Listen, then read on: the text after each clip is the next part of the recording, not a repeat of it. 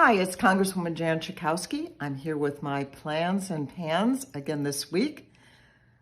We have to do something about gun violence.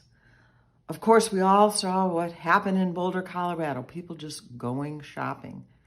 On Lakeshore Drive, a child in a car was shot in the head. Thank goodness he's recovering right now.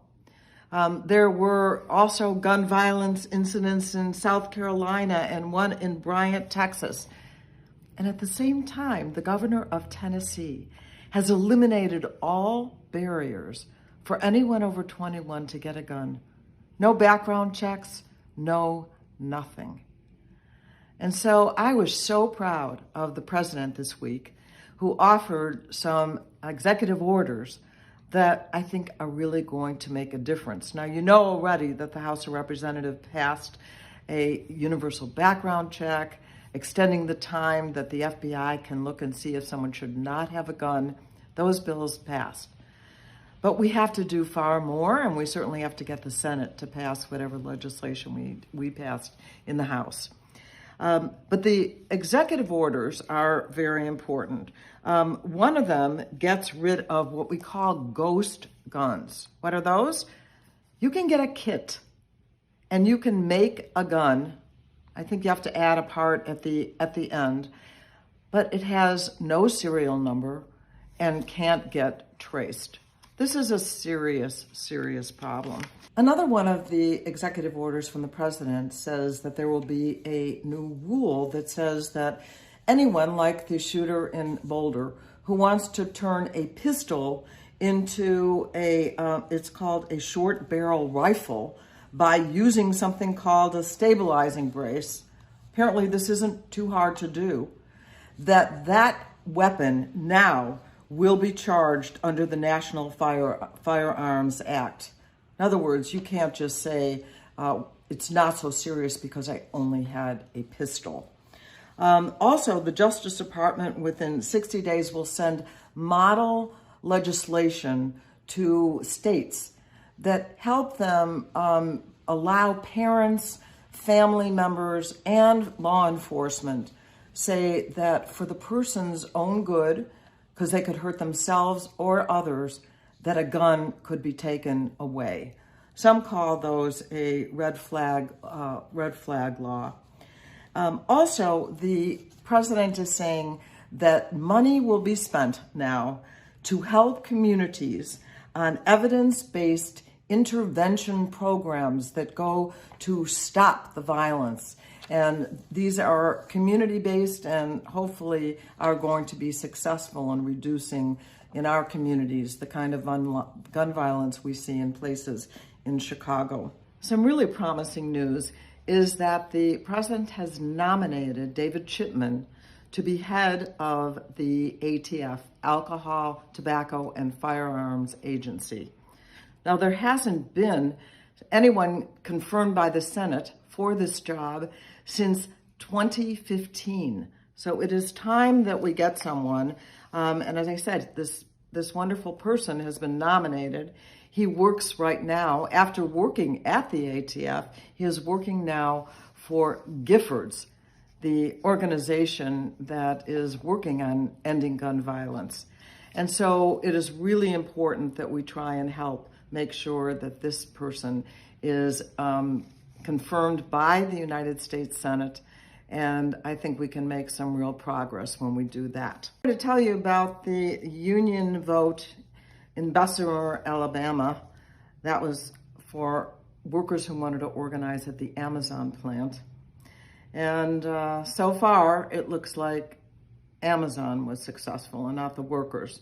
Although there have been immediate challenges that have been filed. And the union is talking about trying to work nationally rather than just plant by plant to unionize.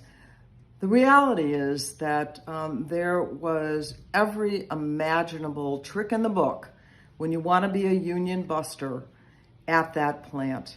One-on-one meetings, group meetings, massive texts to individuals, lots of threats going on. And we've seen this before, and that was an unfortunate outcome.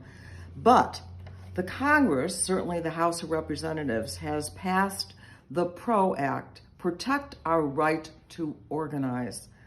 And our hope is that we're going to get this passed and on the desk of the president and have him sign it so that we can set some new rules of the game that make the playing field equal and able for workers to finally, without interference from the bosses who right now hold all the power, to be able to organize, to collectively bargain, not only for wages, but for working conditions, which was really the issue at the Bessemer plant. So it's disappointing, but believe me, this fight for union, I'm a union dues paying member myself, has only just begun. There are two new things that happened having to do with helping small businesses. One is the Shuttered Venue Operator Grant that is now available for applications. We're talking about any kind of live venue places that would include some museums as well as performances. And so you need to check that out if you think that you are eligible for this Shuttered Venue Operating Grant, then you should definitely apply. And then there's also good news when it comes to the Economic Injury Disaster Loan, the EIDL. Many of you may be familiar with that, but there are new and more open qualifications. So even if you have been denied that in the past, if you've been turned down, please go back and check it. One thing is that it now has a $500,000 limit that raises what it was before. So check it out. Also wanted to tell you that I had the thrill this week of being invited to meet with and have a photo with the Vice President of the United States, Kamala Harris, who was in Chicago. She was in Chicago to talk about equity when it comes to vaccine distribution, and then went to the airport, and I was able to go out there before her plane took off. She has an airplane, which is very cool. There were probably about 30 of us who were there. And I got a copy of that. I'm going to have it blown up. Only problem, but maybe it's a sign of the times, we'll remember this, is both of us are wearing masks and we're at least 6 feet apart.